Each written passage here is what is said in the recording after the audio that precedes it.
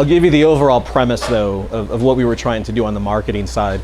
I was involved in the marketing side, the branding side. I've also spent many years on the product development side for Toyota, Lexus, NIO, a lot of other car companies. And there's this theme where you want to go more technology. You're basically driving a vehicle, an iPad on wheels. And that was the thing we did not want to do on the Delorean side. How many of you guys binge watch television? There's more than that. I know you guys do. That's crazy. So yes, you guys binge watch TV. And I binge watch TV as well. And I asked the same question. I said, would you binge watch your own life? Is that interesting enough for you to say I'd spend a weekend watching myself do what I did last weekend? And the answer, unfortunately, is going to be no. So then why would you then do that today? So the idea for the advertising that we had was to create advertising that didn't show the product. It actually encouraged you to go out and experience your own city. So we had the city campaign where we would buy tickets or reservations at really hard to get in restaurants, and we would say, we want you to live your city, so live your city, San Antonio. You have 1 hour to get to this restaurant. Whoever gets there first gets 4 tickets to this place that only has reservations a year out. And all we ask is that you record your journey to get there. Now, only 4 people got the seats, but 200 people took the initiative to get off their couch and go to the restaurant. And even though they didn't get in, they went and ate somewhere else. And that was the instinct that we had to say that we're going to do things differently at Delorean in terms of marketing. So this is really the beginning of what we were doing. The best way to predict the future is to create the past. And the idea is for us to do that, we had some challenges we know we were going to have. So these are the challenges we know that we're seeing. Are we going to be a brand that's reimagined or evolving? If we were reimagined, do we bring back the DMC-12? If we're evolving, do we look past the DMC-12? And the impact of the movie that shall not be named. This was a huge problem, especially for someone that's doing product and doing marketing. The idea that we would be creating a product based off of Delorean, not from DMC-12. And the issue with DMC and Back to the Future is that most everybody knew the brand from Back to the Future. And those that did know DMC-12 as a vehicle purchased that vehicle very long time ago for under $30,000. That was a different customer than we were building a car for. The idea of reimagined or evolving, the reimagined piece was if we were going to bring a car out and we had the DMC-12, it would be easy for us to say, okay, 40 years later, we're going to reinterpret this design. The issue is that that's not sustainable for a company. We could not just build a vehicle and say 40 years later, this would be the DMC-12. If you think back and you're building this business from the ground up, the business has to sustain itself. We can't just build a DMC-12 and say, here it is 40 years later. We had to build the company. So we had to say, if we're going to evolve this company and we're going to recreate it, we need to recreate it from the Delorean perspective as a car company, not from a car specifically. So how do you do that? The idea was that we would recreate the last 40 years had DeLorean existed within those 40 years. And we could then start telling stories is if DeLorean were around in the 1990s, what kind of vehicle and company would it have been? What would it have been in the 2000s, 2010s, and then ultimately 2040? So this is where the thing gets very complicated. How do we close the 40-year gap? Again, where has DMC been? Does anyone care about DMC? Who are we competing against, and are we an EV company? So again, we recreated 40 years of history, and I'll tell you what that involves. And is that we went back and said, well, then we're going to start from 1990. So what was the United States in 1990? What cars were around in 1990? What auto shows were around in 1990? Who was the customer in 1990? What kind of pop culture was there in 1990? What movies were there? What music was played? How did people consume technology at that time? So we took every piece of information from every decade and said, and this is what you would normally do for cars. If you're building a vehicle and you're looking at how this car is going to represent itself, you look at the technology that's coming and how do people use that technology? How do they consume it, and how do they interact with it. So we took everything in 1990 and said, if this is what exists in 1990, then this is what vehicles would look like as well. And we took vehicle design in 1990. We took concept cars of the year. We looked at concept cars in 1990 that reflected 2050. And we finally said, okay, so if this is the environment in 1990, this is what would influence a designer to do this type of vehicle. So we did that every generation. We did brand guidelines every 10 years. We went back and said, if we are a company in 1990, what would our values be then as a company? And in 2000, what would our values be? And in 2010, and then ultimately 2040.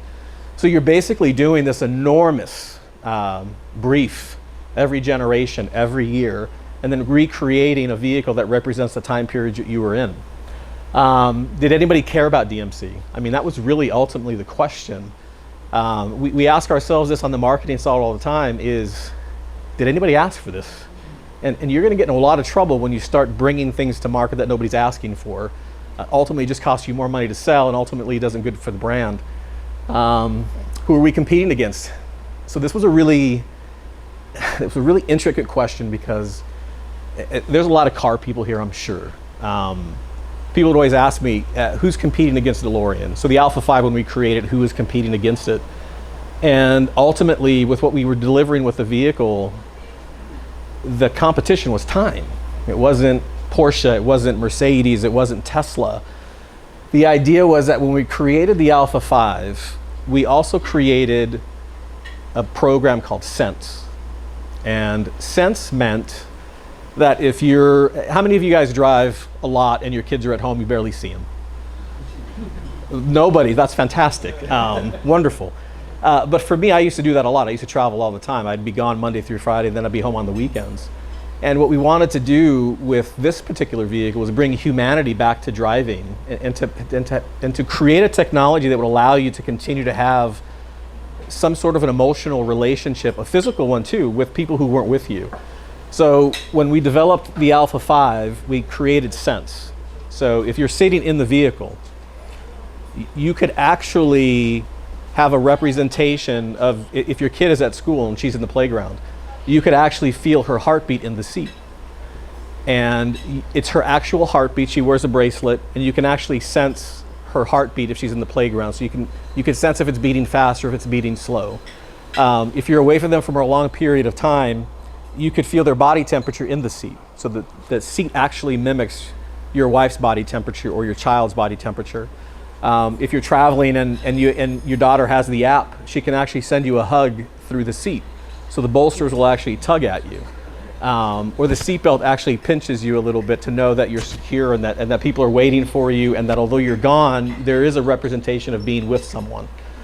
So it was really interesting to create this side of technology where it's not an iPad on wheels. We actually wanted to create an atmosphere where you guys are actually still involved with the human touch. This was amazing. When we were doing our homework and we were trying to evolve the DeLorean from 1981, Ital Design was the company that actually designed the vehicle. They were our partners in designing this vehicle.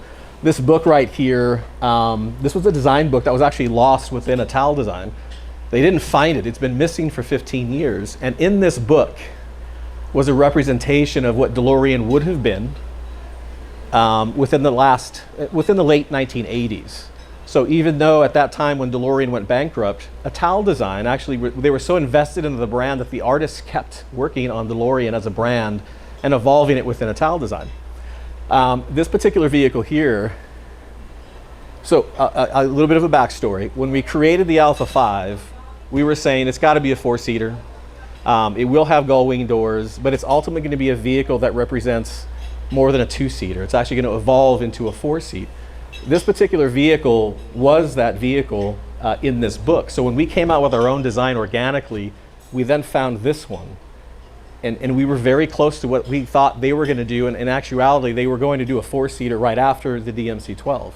So this is what, be careful what you wish for. I can tell you that when we came out with the Alpha 5, and everybody here is in marketing, social media, you can live by it and you can die by it. And I can tell you that when we came out with the initial designs and we came out with the concept of Ital Design, for the Alpha 5, there were thousands of people every day who would tell me how terrible I am at my job, how terrible the design is, and John DeLorean would turn over in his grave if he saw what we did with his vehicle. Eyes are bleeding. It was the most insane amount of comments you can get about a product that they thought John DeLorean created. In actuality, John DeLorean wasn't a designer. He was a product planner. He knew the direction, but ultimately the artistic design came from Ital Design and Giugiaro. So when I say be careful what you wish for, this was the lineup of vehicles they would have come out with after 1980. So if this is what people were expecting, if I told you what they were actually going to do at the time, they would have hated these designs. But in actuality, this is what they were looking at. This is reminiscent of a Pinto. So they were all over the place in terms of design at the time. So if we actually said, okay, well, if you think we did a poor job, this is actually the direction they were going to after 1981. So this was the DNA we came up with. And these were all designs that we said, okay, so in the and we actually, this is, you guys, this amount of research took a tremendous amount of time to not only do the vehicle, but then also do the logos over time, how they change. So to close the 40-year gap, we needed to show where we would have been if DMC never left, which is we came up with a product plan. And part of the research was the N74. It's a vehicle that just came out. It's a concept vehicle, but it's hydrogen. It's very reminiscent of a DMC-12, and they're saying that was a better representation of DMC-12 than what we did. Ultimately, we weren't doing a reinterpretation of the DMC-12. We were building a brand new company, evolving it from 1981. Now, we knew they were going to come out with this vehicle because the designer of the N74 is Giugiaro, the guy who did the design for the DMC in 1981. So again, to build the future product plan, we needed to rely on creating DNA in each segment we were planning and occupying. It defends why the Alpha 5 was not an iteration of the DMC-12, and we were right. But here's the other thing that it's not on this deck, but I can tell you from the product side. If you're a product planner and you're building products 10 years out, that's what we do. We look at every iteration of when that next major change is coming. So for DeLorean, they never had an SUV. So what we said was, we're going to build out a storyline where we come up with a sedan, we come up with an SUV. And from our perspective, if we come out with an SUV 5 years from now, we've already created DNA from a vehicle that we theoretically had in 2000 and say, the next iteration of this truck is the next iteration of the DeLorean truck that comes. So we now have DNA to build product instead of saying, we've got no basis for it. We actually reinterpreted 2000 to have an SUV, and now we can build one. So this is the other thing that's really interesting. When we did this product plan, we not only said DeLorean isn't going to be an EV company. If we reinterpreted the 1990s and said this would have been that next iteration of the next product for DeLorean, this was going to be that reinterpretation, but it was going to be an ICE vehicle, so a gas vehicle. So then a lot of people called in, wrote, phoned me, and said, this looks like a Corvette. And they're not wrong. That particular style in 1990 was the Viper, was the Corvette, was the Nissan 300, or 300. This interpretation is quite different, but very similar. But this would have been the product that we would have had in 1990 to compete with everybody. The NSX came out. So yes, it is very similar to a Corvette, but very different in terms that this is a reinterpretation of a gull-wing vehicle. This is a gull-wing DeLorean. And then this was actually the final render. So this, I can tell you when we actually built this car, it was actually at Pebble Beach. So every car that we reimagined, we actually built. And we presented these vehicles at Pebble Beach last year. And this was probably the most popular vehicle that we developed from 1990. So again, if we have this product in 1990, this could be a vehicle we come out with 25 years later and say this is an anniversary edition and build that vehicle off of this one because we now have DNA. This was in 2000. Does this look familiar to anybody? It's okay, there's no right answer. I mean, there is a right answer, but I'm not expecting you to get it. This was DeLorean's response to 9/11. And our vehicles at the time, we would have changed our badging to represent that time period, a time period of healing, and to recognize that this thing did happen in the US and this was going to be showing our respect to that particular situation. We would have created funds to help everyone involved in 9/11, but this was a redo of our brand because of that particular event. So this would have been our first electric vehicle, and this would have been in the 2000s. So this was the Alpha 3. This one got really good reviews when we put it out there. So this would have been, and this is really neat because we have the advantage now of, in retrospect, this actually would have come out before Tesla. And we would have said, well, this was pre-Tesla, so a lot of the stuff that you have here, we were actually leapfrogging technology and saying, well, we were actually the first ones to do electrification. Not in reality, but this would have been our first interpretation of what a Delorean vehicle would have looked like if it were electric. This was actually, so this was the first interpretation of the truck, but this was going to be hydrogen. And so this would have been in 2010. And I can only tell you, I released this picture online, and I got a phone call from somebody from Texas. And mind you, this is hydrogen, and I'm not going to use the word, but it would be a 3-letter F word towards me and everybody in the company, because they thought there's no way this truck is going to be hydrogen. Why don't you guys put a V8 inside of it? And now you're getting these opinions of people who are saying, well, you guys are this way, and there's no way this vehicle is going to succeed because it's a hydrogen vehicle. You will get the lowest common denominator calling you. And it's interesting because that is the people who are calling and saying, you've made a mistake and you guys are Fs and there's no way you should be building this. And again, John Delorean's rolling over in his grave, and we were being completely saturated with emails and phone calls about this. So go to the next one. This will be the actual interpretation. So this was our 2010 fuel cell SUV. And actually, they built this as well, and it was actually beautiful. After this photograph came out, we had Motor Trend come out, and it was quite honestly one of the best products we've ever done. But again, this is a representation of a vehicle we would have done in 2010, but if the product plan had a truck coming out in 2030, we would have taken this particular vehicle and evolved that into a 2030 vehicle, because now we have DNA. This is basically in the 1980s, this is kind of what we had to go through. So these were the vehicles in 1980. These were concept vehicles in 1980. Very radical. Obviously we have the Viper. So strategically we were saying, okay, so this is very similar to the vehicles that we would have in the past, but this is where we were going. This is where we thought in the 1980s where 1990 would be. And these are 1980s interiors. These are, in today, this just wouldn't exist. But unless you're driving one, and fantastic, good for you, but these don't exist. But we wanted to go, okay, so this is what interiors look like in 1980 in a 1990s view. So when we were building the 1990s vehicle, we go, okay, this is kind of where they think this vehicle is going to go, where interior design is going to go. So we used this information when we were developing the 1990s vehicle. Pop culture, boom boxes, breakdancing, Converse sneakers, Saved by the Bell, shoulder pads, big hair. We needed this to understand what kind of interiors we were going to have. We needed to know how people were going to interact with culture inside our vehicles.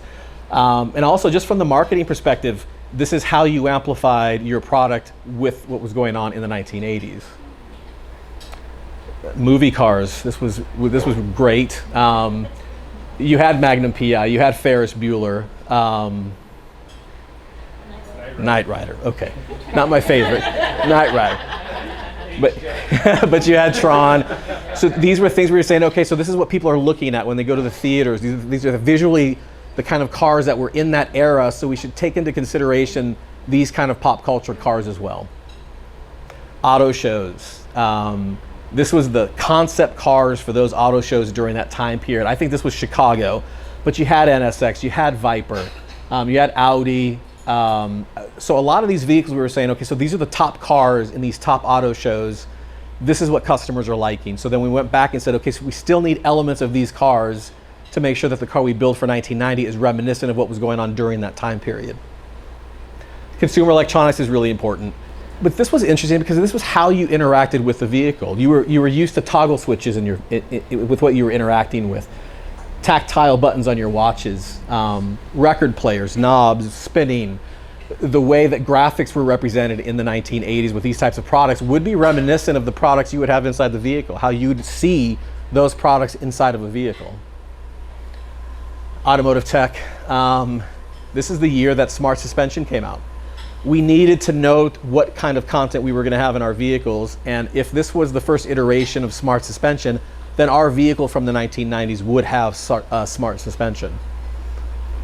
Four-wheel steer, I remember this. Honda Prelude had this. We knew we needed, that was the first iteration for a production car, so we knew that our vehicle would also have to have four-wheel steer. So navigation, we knew we had to have navigation, so that was in the vehicle. Technicolor dashboards. We knew that we needed this kind of illustration in the vehicle. And then 1990s. So just remember, every generation from 1990s represents what we would have done in 2000. So 1990s, top concept cars of 1990. This one, does this look familiar? So this is the first iteration of the new version of the Ford GT. They were thinking of this in 1990. This is a much better car than, stylistically anyway, than what you'd see. If you put this car out today, it would do phenomenal. But we knew that if we had a car coming out and we were looking at future cars from 1990, this is sort of that shape is starting to change a little bit. The 2000s, are we getting to anybody that remembers the 2000s? One? So we'll go through this for the one person who remembers the 2000s. This is ultimately my favorite car, the Bugatti. And this was really, if you want to talk about marketing, you want to talk about how we were going to represent the product in the car, this one vehicle, and it's on my phone, it's the one vehicle that I said this is what we need to do, which is we need to have the vehicle be compelling. It needs to be an unconscious compulsion. And obviously you can be compelled to react to information that you have, but have you ever found yourself in front of something and you got lost in it and you went from one place to another and didn't even know you did it? So for me, when I was at the auto show and I saw the Mercedes, I got lost in it, and I immediately gravitated to wanting to touch it. And I didn't know why I wanted to touch it. It was compelling. And I was standing here, and then a few seconds later, I'm over by the car and I'm putting my hand on its hip. And it was an unconscious compulsion to interact with the vehicle. I didn't know why I was doing it. And what we said was, when we create this product, we want to have this unconscious compulsion to interact with the vehicle. And that particular vehicle was what caused us to say, we want this unconscious compulsion to have with this particular vehicle. Interiors for 2000. Again, when we had our 2000 vehicle, this is the representation that we used to say this is what we need to have. This was, so you guys are seeing a first peek.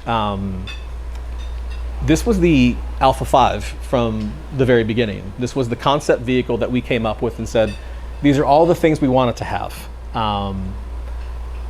And up on top, we had the vehicle from the DMC-12 to show some sort of similarity in DNA to the DMC-12. But this was what we were working off as a base.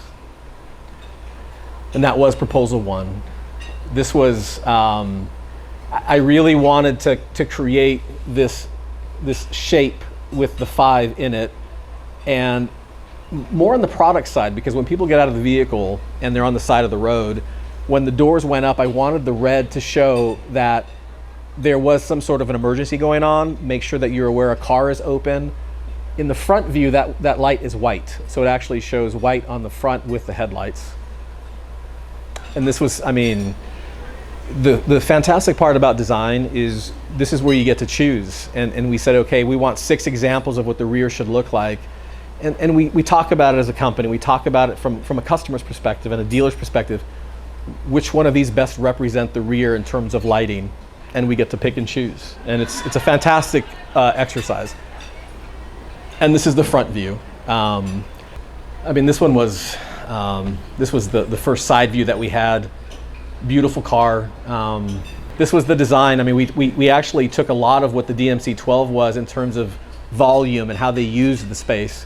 So we took the outline of this and then moved that back into our own new Alpha 5 interior. So there is similarities. They're not going to be one-to-one, but we did take some elements of the vehicle and put it into the Alpha 5.